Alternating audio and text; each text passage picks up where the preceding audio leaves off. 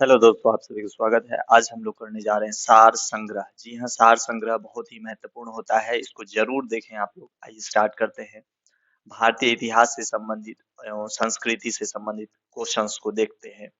वत्स महाजनपद। वत्स महाजनपद के किस शासक को अवंती के शासक प्रद्योत ने बंदी बना लिया था? जी हाँ, उदयन। उदयन ने बंदी बना लिया था। आपको मालूम ही होगा, उदयन ने ही पाटलिपुत्र की नींव रखी थी।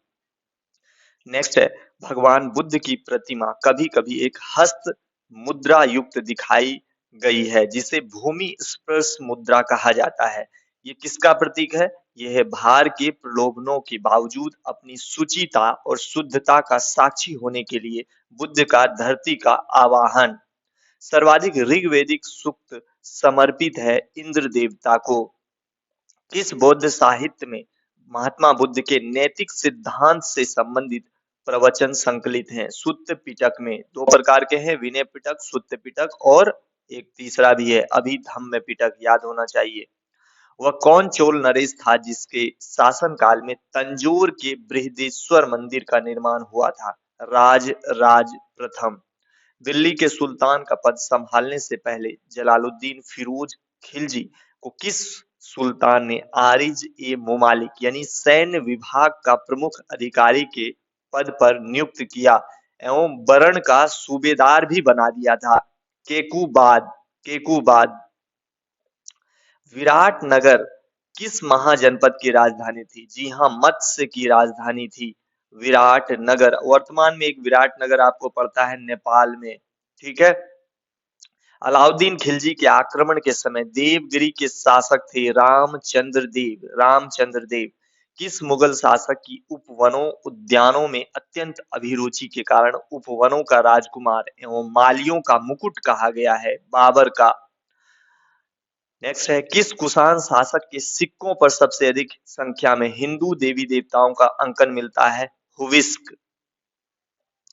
अब राष्ट्रीय स्वतंत्रता आंदोलन से संबंधित देखते हैं।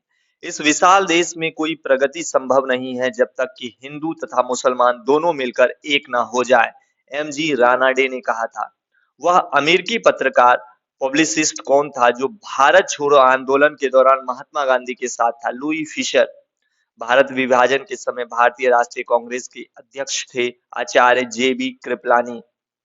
अप्रैल 1946 में दिल्ली में हुए मुस्लिम लीग के अधिवेशन में घोषणा की गई कि लीग पाकिस्तान की मांग मनवाने के लिए प्रत्यक्ष कार्रवाई दिवस यानी डायरेक्ट एक्शन डे चलाएगा। यह दिवस किस तिथि को मनाया गया? 16 अगस्त 1946 को।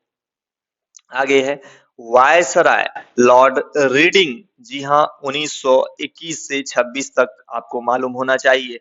किस वर्ष विशेषाधिकार का इस्तेमाल करके नमक कर कानून को पारित कर दिया था? 1923 ईस्वी में।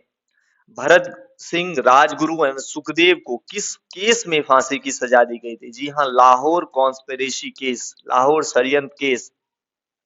9 अगस्त 1942 को भारत छोड़ो आंदोलन में सरकार ने सभी प्रमुख नेताओं को गिरफ्तार कर लिया। उन्होंने इस कार्य का किस ऑपरेशन की संज्ञा दी? Operation zero hour. Operation zero hour. आगे देखते हैं, सविनय अवज्ञा आंदोलन सिविल डिसोबीडियंस मूवमेंट किस घटना से प्रारंभ किया गया? नमक कानून तोड़ने की घटना से। कांग्रेस के किस अधिवेशन में मौलिक अधिकार और कर्तव्य प्रस्ताव पारित किया गया? कराची अधिवेशन 1931 में सरदार पटेल की अध्यक्षता में। बंगाल विभाजन को किसने निरस्त किया? लॉर्ड हार्डिंग्स ने, जिनका कार्यकाल 1910 से 16 तक माना जाता है। नेक्स्ट है, भारतीय राज्य व्यवस्था और संविधान से संबंधित प्रश्न। भारतीय संविधान के अनुसार किसी राज्य की विधानसभा में अधिकतम और न्यूनतम कितने सदस्य हो सकते हैं? अधिकतम 500 और न्यूनतम 60, जैसे मणिपुर में भी 60 है। सुप्रीम कोर्ट और हाई कोर्ट के न्यायाधीशों की सेवानिवृत्ति की आयु लगभग सुप्रीम कोर्ट का 65 है और हाई कोर्ट का 62 है। भारतीय संविधान का कौन सा अनुच्छेद मौलिक अधिकारों के प्रवर्तन के संबंध में सुप्रीम कोर्ट को व्यापक मूल अधिकार क्षेत्र देता है? अनुच्छेद 32। राज्य विधायिका में शुरू होने वाले धन विधेयक के लिए किसकी सहमति की आवश्यकता है? राज्यपाल। पहले वित्त आयोग की सिफारिशों में किस अवधि को शामिल किया गया था? 1952 से 57। पहला वित्त आयोग 1951 में अस्तित्व में आया। इनकी सिफारिशों में 1952 से 57 तक की अवधि को शामिल किया गया। किस देश का संविधान भारतीय संविधान में आपातकालीन प्रावधान का प्रेरणा स्रोत है? जी हाँ, जर्मनी का वीमर संविधान। किस संविधान संशोधन में 10वीं अनुसूची जोड़ी गई? 35वें संवैधानिक संशोधन के द्वारा। ठीक है, टोटल अनुसूची 12 है। कॉन्स्टिट्यूशन लागू होने के वक्त 8 थी। कस्बा योजना समिति भारतीय संविधान के किस भाग में आती है? भाग 9A।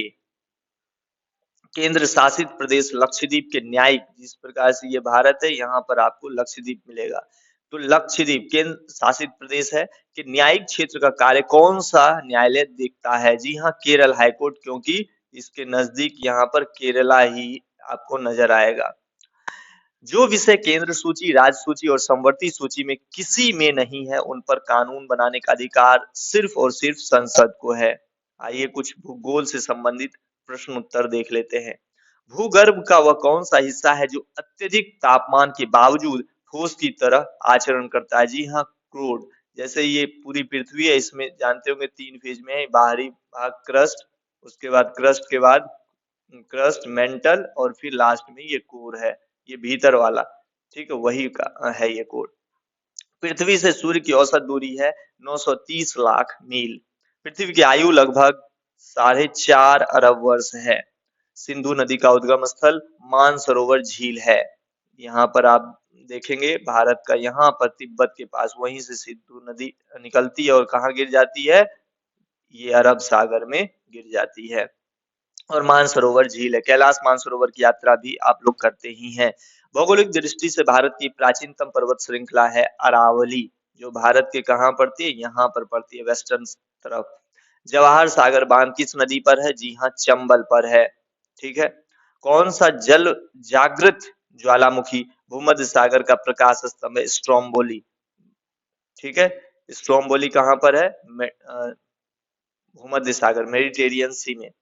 तो ऐसे ही इंपॉर्टेंट क्वेश्चंस के लिए आ सकते हैं। धन्यवाद, जय हिंद।